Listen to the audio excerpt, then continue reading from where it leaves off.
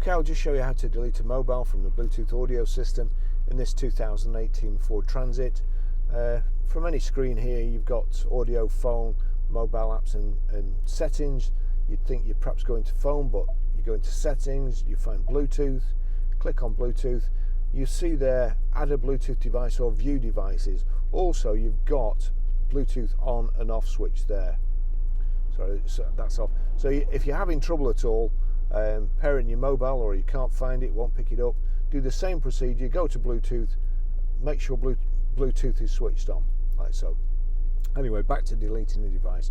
So view devices, click on view devices, and you've got there Barry's iPhone 12. If I click on that, then you've got the option to disconnect, make favorite, or delete. I want to delete. Delete Barry's iPhone 12 Pro, yes. Now it was saying there disconnect. That's because it was still connected via Bluetooth, so I'm just going to delete that. Forget this device, forget. That's it. So that's how to delete a mobile.